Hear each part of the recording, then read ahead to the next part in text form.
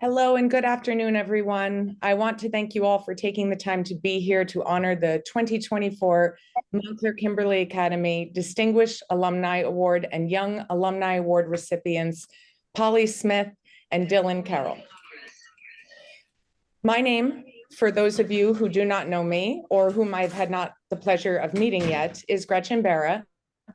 I am the Director of Alumni Engagement at MKA and have been in this role for almost 4 years now. When people ask me why I love my job, it is because of moments like this, celebrating the amazing accomplishments of the alumni from the school who are making the world in one way or another a better place. It is my great honor to introduce our head of school, Nigel Furlong, who will tell us a bit more about the awards, and then he will introduce Caitlin DiRuggiero, an alumna from the class of 2006 and our Alumni Council president, who will tell us more about the incredible accomplishments of Polly and Dylan. Thank you. Nigel? Good afternoon, everyone. Thank you for being here with us this afternoon. We're here to celebrate two extraordinary MKA alumni. In particular, I'd like to thank our two guests of honor who are joining us here today. Today, we honor our 2024 Distinguished Alumni Award recipient, Polly Smith from TKS, class of 1967, as well as the 2024 Young Alumni Award recipient, Dylan Carroll, from the class of 2016. The Distinguished Alumni Award recognizes an MKA graduate who has achieved distinction in some field or endeavor. Through outstanding character and dedication, they have been a special service to humanity. The purpose of the award is to bestow recognition and appreciation for outstanding achievement and be a meritorious reflection on the school that will provide inspiration and encouragement to its young people. Polly, you are certainly an exemplar for our community.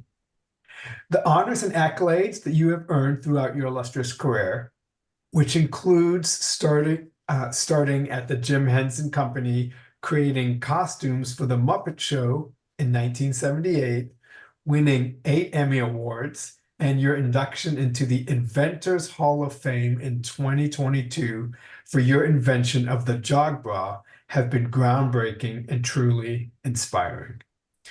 Polly reflected on her time at TKS, saying, "I've always credited the school uniforms and Miss Patch, my sewing teacher at Kimberly, for launching my career.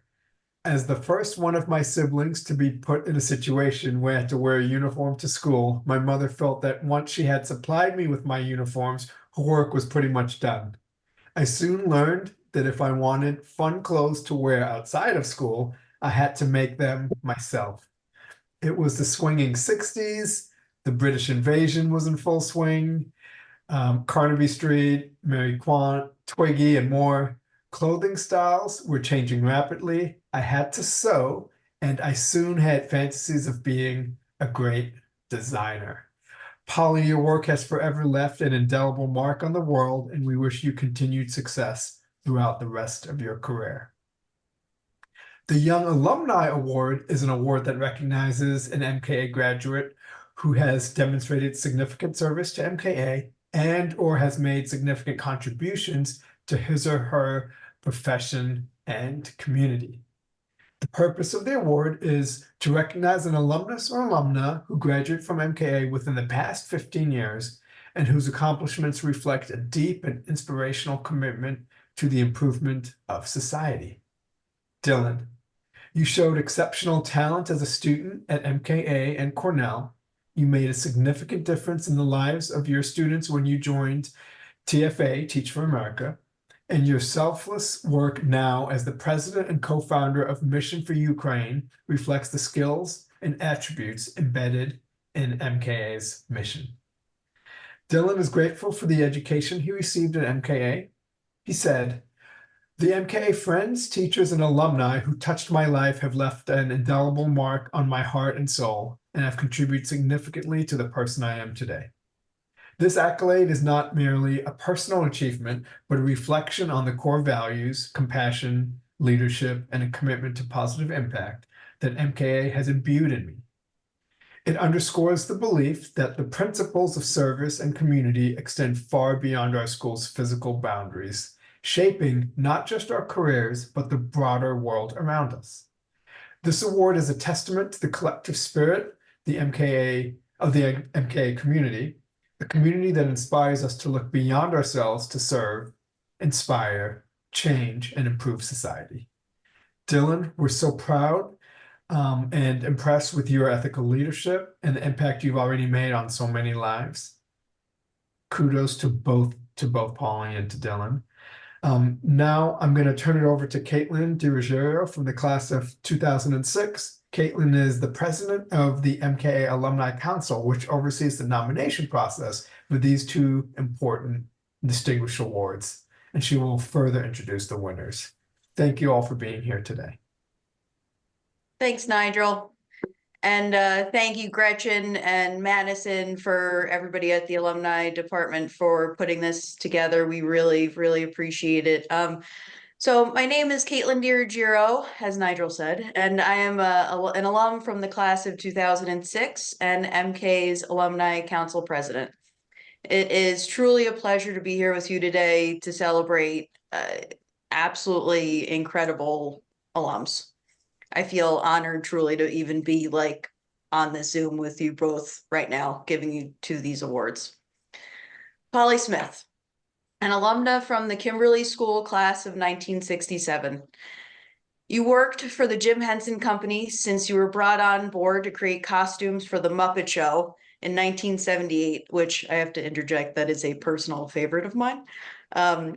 She continues to design for Sesame Street. She designed costumes for many of the Muppet film and television projects produced by the Jim Henson Company, as well as costumes for several other children's television programs. Polly received Emmy nominations for her designs for the Jim Henson Hour, Muppets Tonight, and has received 8 Emmy Awards for her designs on Sesame Street. Smith also co-designed costumes for the TV series The Storyteller, which won a BAFTA Award for Best Costumes in 1989, and The Storyteller, Greek Myths, which also received a BAFTA nomination for Best Costumes in 1991.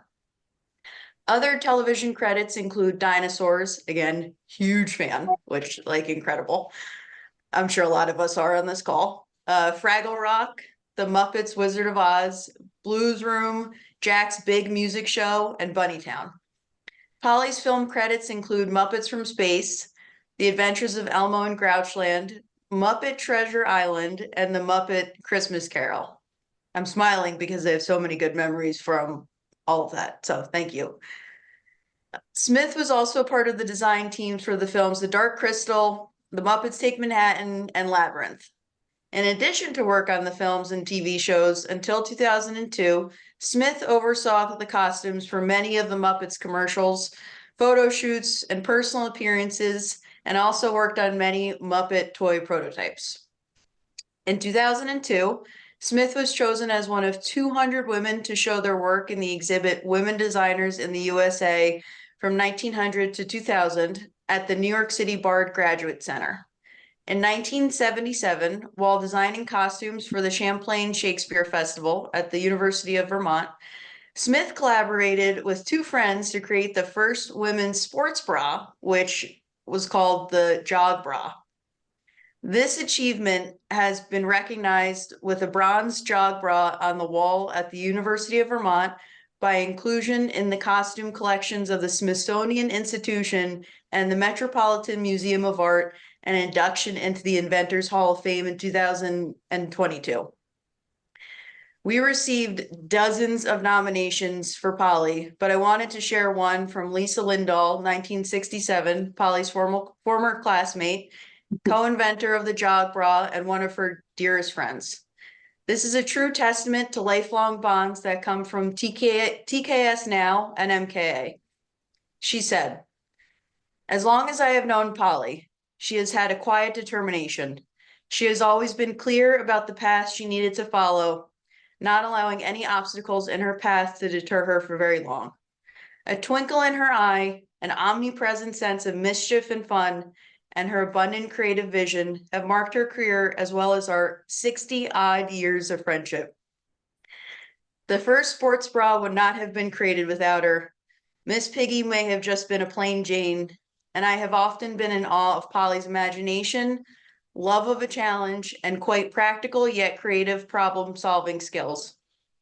Polly is truly her own woman, one with vision and the talent and determination to make it happen.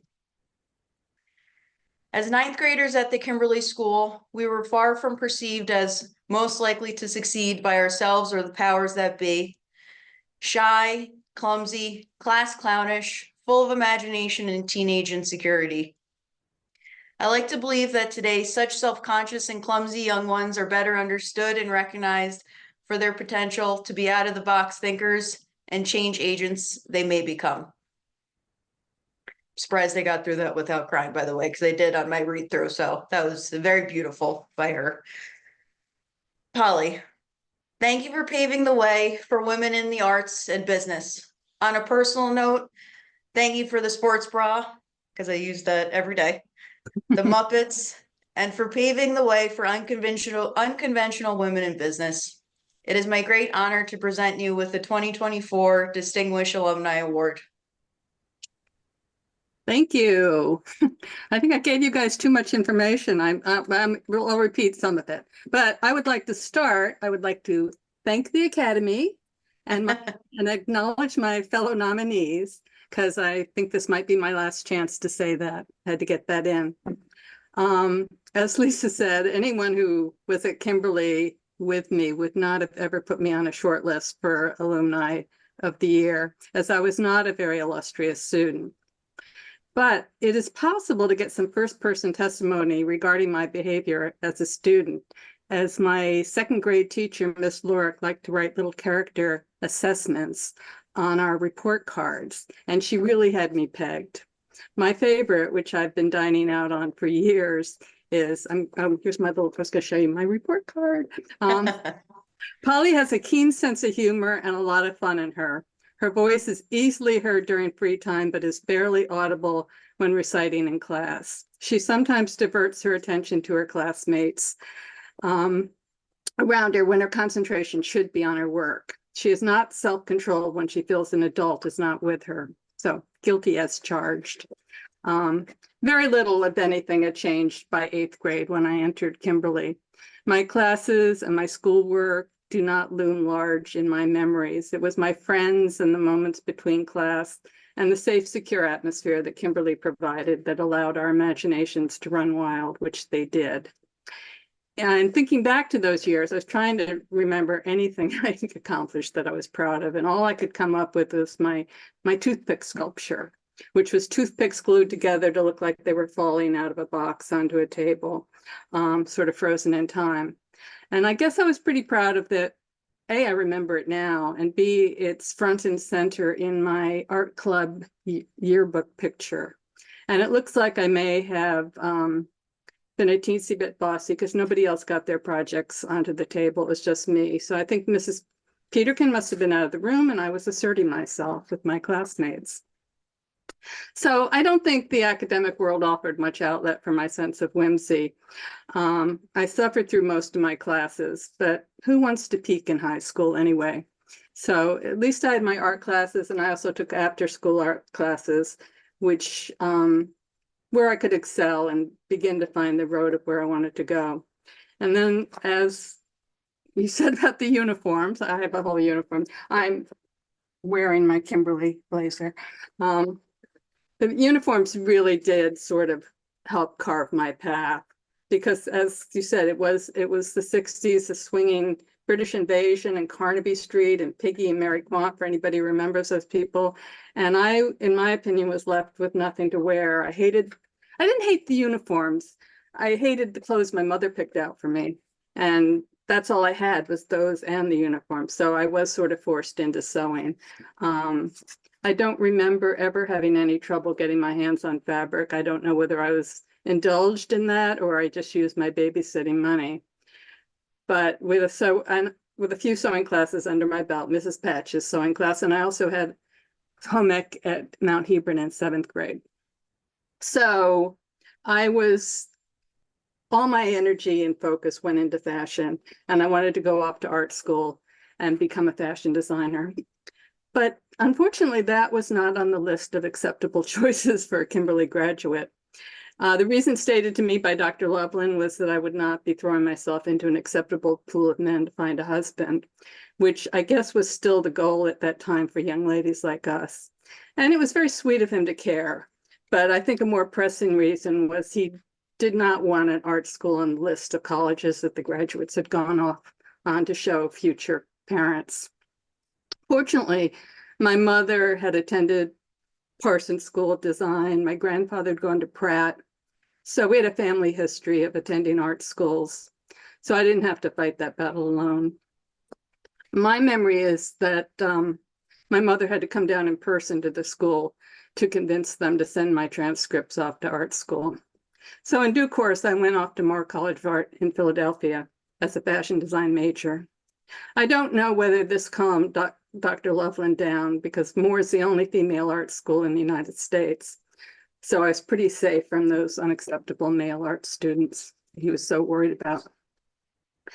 As much as I enjoyed everything, I learned it more. I still hadn't really found the perfect outlet for my sense of whimsy.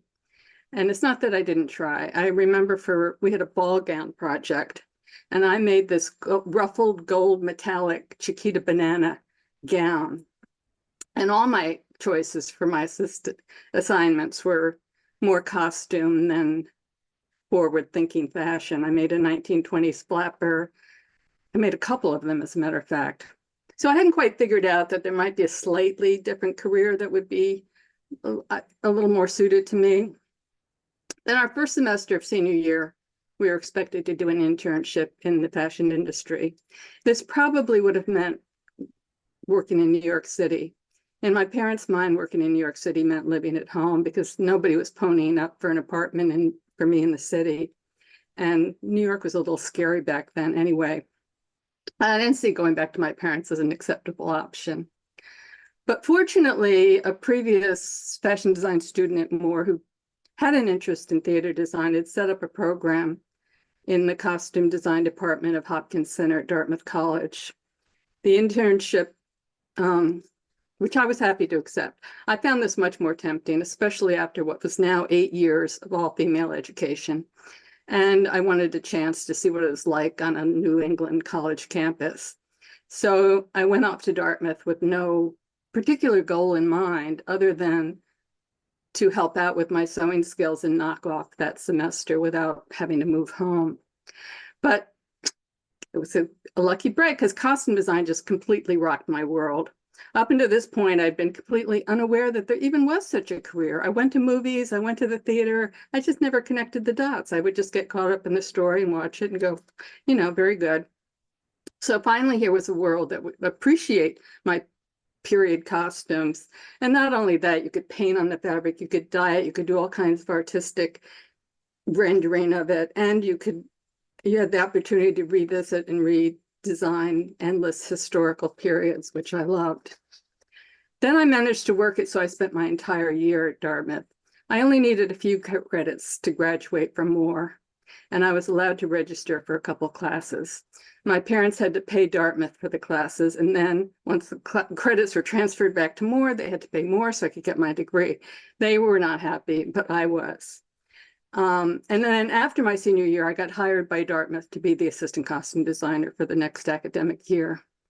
Fortunately, my best friends that I had made had mostly been juniors, so it was like I got paid for a bonus year of college. Got to hang out with them. And at the end of that bonus year, a visiting guest designer from the Guthrie Theater came to design a production, and I got assigned to be his assistant. We really got along. We had a great job, and he had a job to fill back at the Guthrie as a soft props mistress, and he offered it to me. So as all my friends were graduating, I decided to leave as well and head to the Guthrie as a soft props mistress. It's a little break from costumes, but I got to see the work of some of the best costume designers in the world. And as soft prop mistress, I had my own workroom. My job, along with any pillows or curtains or upholstery, for set also included fun things, like I had to make a dead puppy for Mice and Men, a dead duck that got shot out of the rafters, and a dead baby for a production of Oedipus Rex. So they were not quite puppets, but they were moving towards the toy prototypes that I ended up making later on in my career. And then I got myself transferred for the next season up to the costume workrooms, where I really got a stellar education in costume construction and saw more great designs. I have to drink, sorry. And I would like to back up a little bit at this point and acknowledge those professors at Dartmouth who really went out of their way to make it possible for me to stay there. Dartmouth was not even co-ed yet. It happened the following year. So, and then they offered me my first job. So they really, truly changed the course of my life. Then I eventually ended up at graduate school at New York University. I had been advised by my professors at Dartmouth to get my master's so that I would be able to teach like they were all doing. But at NYU, there was just a whole different breed of professors. They were all designers working in the Broadway theater scene. And even though they were all teaching, the thrust was not towards getting a teaching career, but towards making connections so that you could start working in the New York theater world. One of those connections when I made while I was a student led to my employment at the Jim Henson Company. And finally, I think I really landed in the right spot. You know, you want a world that needs Chiquita Banana costumes. That was the place. I remember being in a production meeting for the movie Muppet Treasure Island when they decided they needed to add a big musical number on the pirate ship while it was stuck in the doldrums. Sort of some fantasy number brought on by the heat and boredom. I was so excited. This was my the border moment.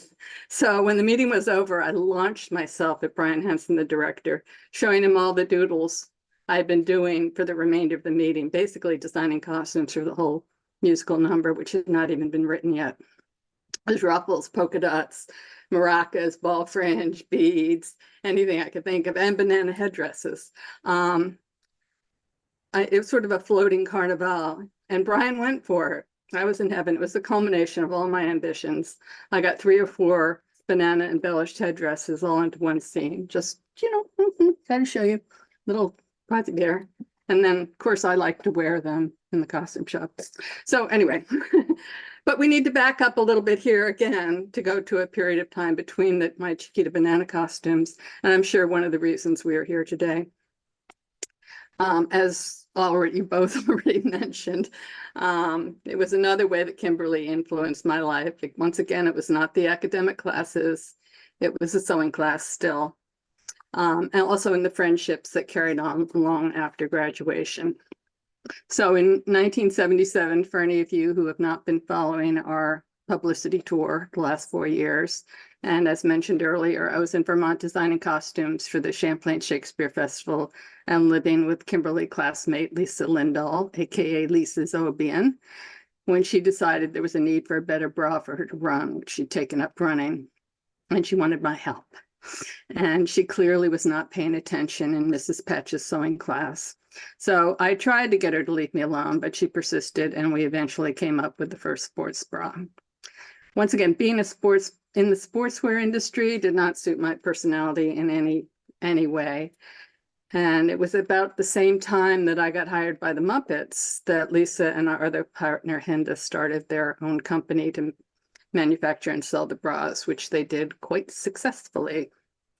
A few years ago, Lisa wrote a book about the whole experience. Props again. And then we were inducted into the Inventors Hall of Fame for that invention. And now there's interest in the film industry of making some sort of film based on Lisa's work.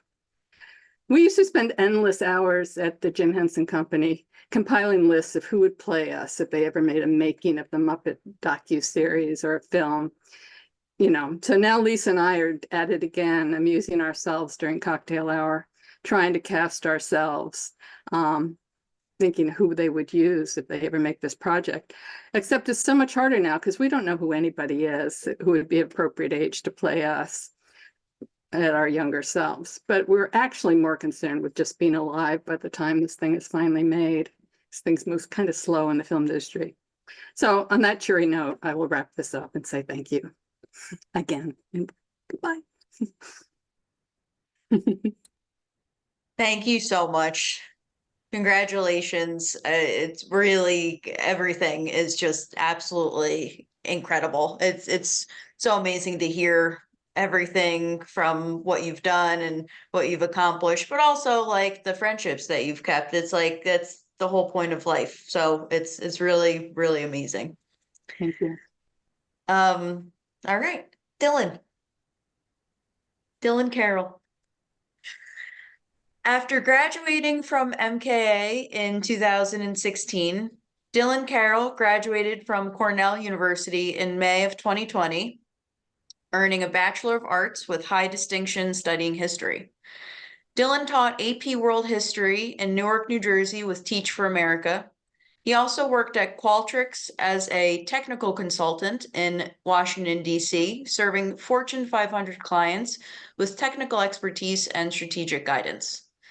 In March 2022, Dylan and his best friend from Cornell, Mark Krinovich, a Ukrainian American, started a one-week fundraiser. They aimed to raise $5,000 to help Ukrainian refugees and civilians. Determined to help through action as well, Dylan was on a one-way flight to Europe a week after the Russian invasion. 2 years later, Dylan's one-week mission is now a 501c3 nonprofit called the Mission for Ukraine Foundation, M4U. More than 2,000 supporters worldwide are dedicated contributors funding the curated projects that Dylan and Mark source with their local Ukrainian partners aimed at saving lives and empowering local communities. Dylan lives in New York City and frequently travels throughout Ukraine and wider Europe during the year. He continues to raise awareness about the war in Ukraine and serves as M4U's president. Dr. Michael Houston, MKA's long-serving French teacher at the upper school, sent in a nomination for Dylan and said, "While Dylan has so much to be proud of, his sense of humility is what's truly remarkable." Personally, I cannot wait to see what Dylan does next. There is no stopping this unbelievably altruistic and passionate leader. It is my joy and honor to present this year's Young Alumni Award to Dylan Carroll. Well, thank you very much, Caitlin, and to everyone else here. As Polly said in the beginning of her remarks, I'd like to thank everyone else that was nominated alongside myself, and pretty awesome to be speaking here with you, Polly, learning about your career and hearing about everything that you've done. It's extraordinary to be nominated alongside you for this event today.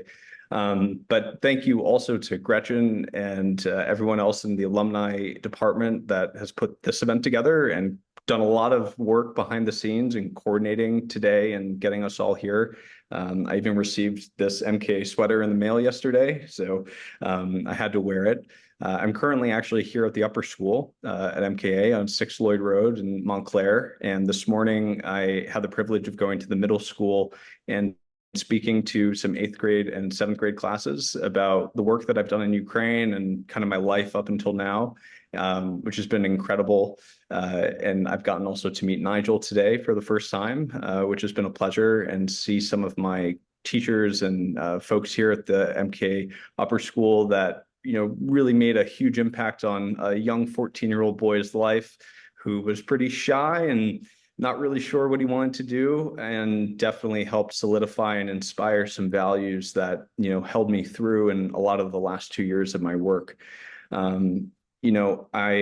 It's funny to come back here to the upper school, because every time I do, I feel that I find new things, but a lot of things that stay the same. In particular, when I speak and meet with students, there's this sense of kids here are inspired, or at least pushed, to try and delve into something of their own that is really important to them. And some kids either find it, sometimes don't. But for me, when I was here, and I find this with a lot of students today, is that there's this idea of working towards something that's bigger than oneself.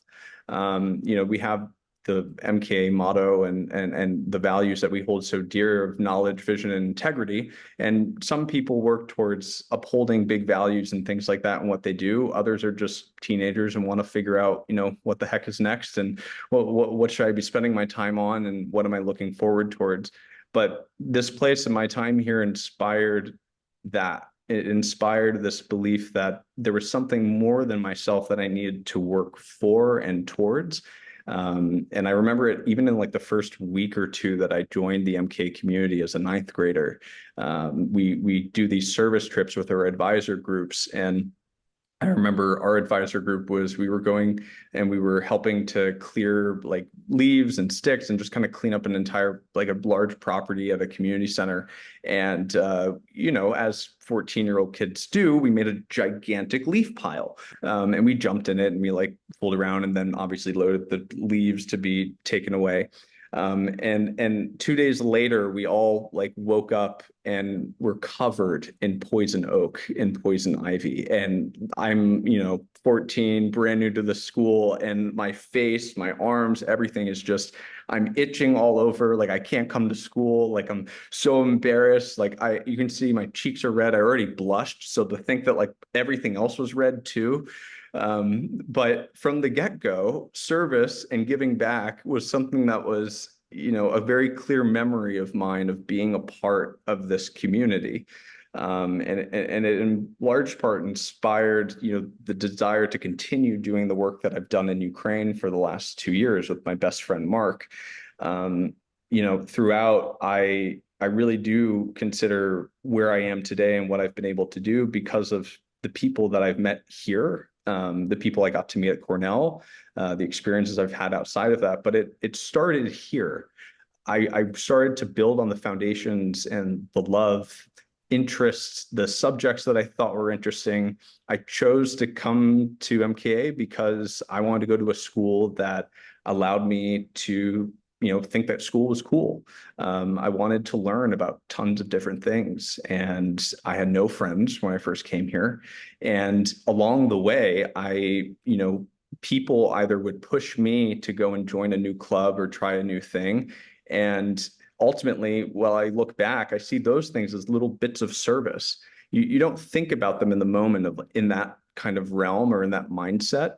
But when Graham Glussman and Trevor Jones formed the first a cappella group at MKA and said, "Hey, we've seen you singing in the piano rooms at MKA. Like you should come try out."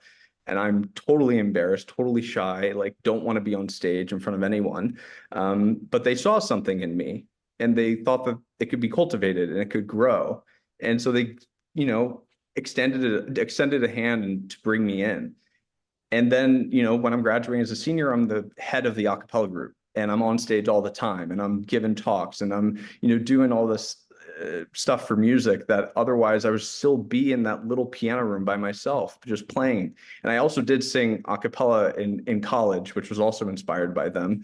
And as I was telling Gretchen and Nigel and some other folks here at the upper school, I'm going to see Graham and Trevor tomorrow for the first time in 4 years, and definitely share with them that I had this experience today and had the honor of receiving this award.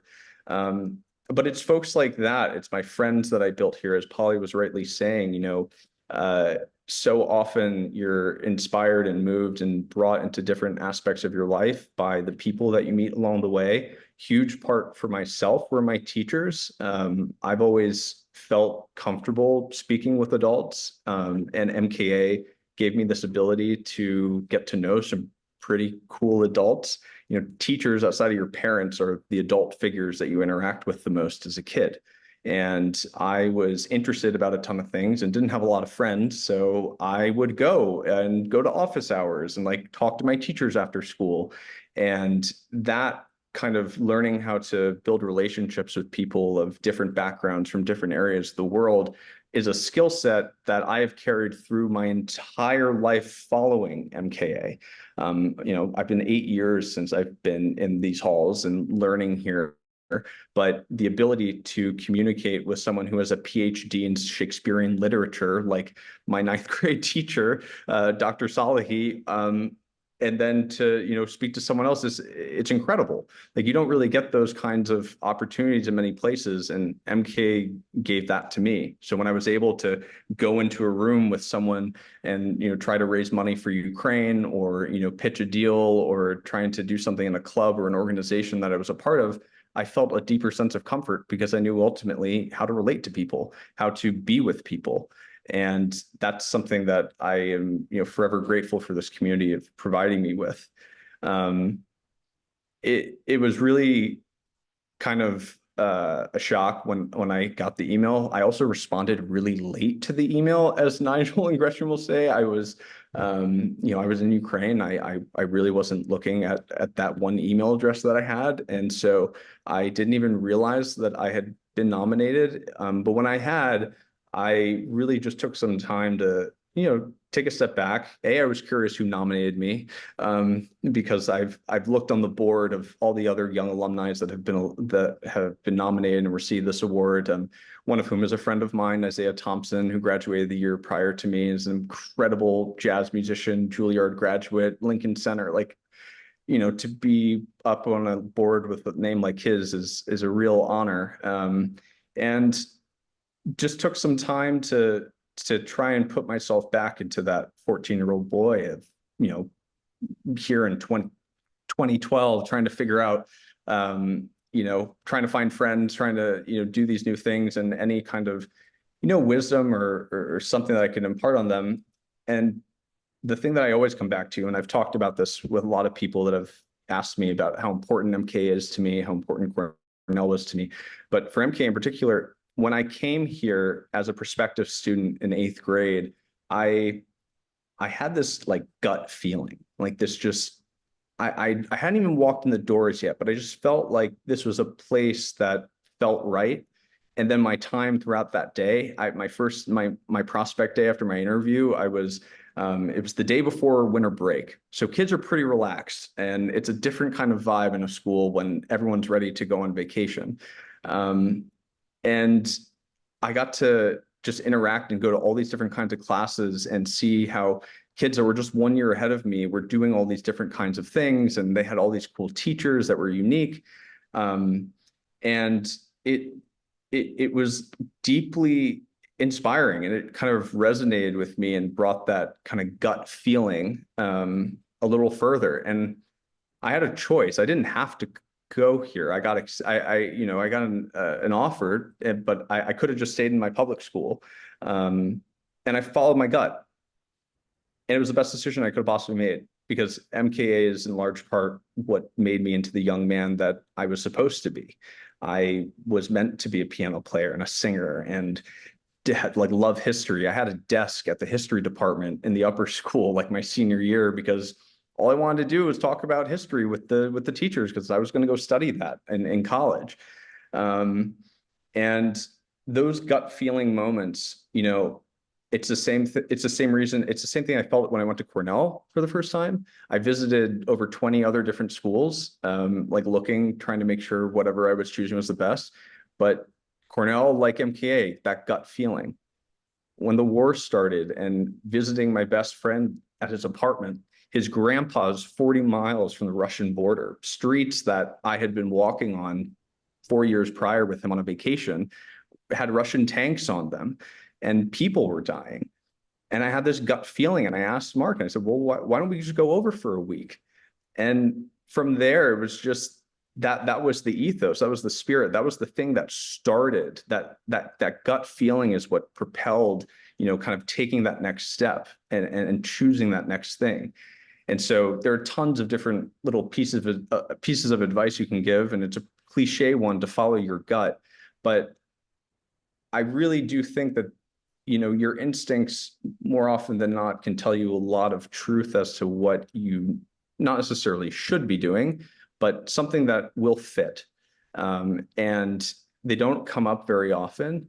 And you always have an option to say yes or no. But more oftentimes when you say yes and you're open to the fact that people in this world, as much as it can feel like it's against you, you'd be surprised at how incredible ordinary people can make an extraordinary impact on your life and the lives of others. And it's because of that compounding impact that I have been the beneficiary of going to places like this school and all the places that I've gone afterwards that, have really held me to a path that I can look back on and be happy with and be proud of. And sure, I've made tons of mistakes and lots of what ifs and, oh, it should, woulds and coulds, as I oftentimes tell people. But that's always going to happen and that's always going to be there. But, so long as you have an open mind and an open heart and you trust yourself, that ultimately things will be all right. And you can make something with whatever you choose, it can happen, and just be open to folks. I learned how to ask for help here. Like, that's a huge lesson that is really hard to learn, and I'm still learning it. And I think I will continue to be learning it my entire life. But learning how to ask for help, not only for yourself, but for others. I mean, it's one of those things that if you can learn and can start to practice it, it will benefit you for the rest of your life. The thousands of people that we've been able to help and touch with our work, that only came because we asked for help on their behalf. It's because we used the skills and the resources and the networks we had built over the time that we've been on this earth. And we said, hey, help us help them. And we said, let's see where it goes. It was supposed to be a week. It's been 2 years. We have a nonprofit now. I'm doing something, and I've been to places that I never thought I would go to or be spending my time in after Cornell, but I'm damn glad that I did. And I'm getting to sit here and to, speak not only to an incredible fellow alumnus, but also whoever watches this recording, if it's anybody, I don't know, but, get to share that this place has an impact. And getting to actually come back here and speak and meet students and do that kind of thing, that, giving back, it's a part in all of us that is so core and essential that oftentimes in the busyness of life, we can forget and neglect and not look back to. But I'm always happy and I feel really proud that I get to come back here. I get to give and I get to share. I'm 26. I'm in the beginning of my young adult life, my career. I hope to have as incredibly, beautiful and dynamic of a career as Polly has had. Like, how freaking cool, like the things that Polly has gotten to dip her finger into and test the waters on, and just living life and finding pieces along the way of not necessarily knowing this is the right step or the next step, but it brings you somewhere. It's incredible. So I'm very honored, very happy to be here. Thank you so much to everyone at MKA, and I'll continue to come back, continue to inspire the next young alumni, hopefully. Thank you so much, Dylan. Really incredible. Thank you. I just want to take a moment once again to thank Polly and Dylan for being here today. I had the extraordinary pleasure of meeting Polly last year during a podcast with our associate head of school, Steve Valentine, and the podcast, within the first week of its launch, I was getting random emails from people from the town of Montclair, all over the country, saying what an awesome podcast it was and how funny her and her best friend Lisa got. If you ever have the opportunity to listen to both of them together, they are so remarkable. But she is definitely one of the coolest women that I have ever met, and so inspirational. So Polly, thank you. You are such a trailblazer. You are so awesome, and we are so appreciative for your time today, and so happy to honor you with this long overdue award. And Dylan, getting to know you more recently as you are coming back to the States a bit more from the Ukraine has just been so awesome. Your work is just incredible. Talk about inspirational. I mean, I said to you the text that I was getting from the teachers at the middle school this morning, and they couldn't believe how many questions the 13 and 14-year-olds were asking you. And I told you, I can't even, I get so nervous speaking in front of the students, and you apparently were their huge inspiration and asked to come back to more classes. So the work you're doing is incredible. We can't wait to be with you on the rest of your journey. I can't believe you're only 26. Oh my God. And you have such an awesome future ahead of you. So thank you both. Caitlin, thank you so much for being here, and for the council and helping us choose these unbelievable candidates. And on behalf of Nigel and myself and the entire school, congratulations. Thank you both so much. And I will be sure to send you all this recording so that you can pass it on to whomever may have missed it, family and friends. And of course, we'll be sharing it with the MKA community as a whole. So thank you all so much. Enjoy the rest of your day, and truly congratulations. Thank you.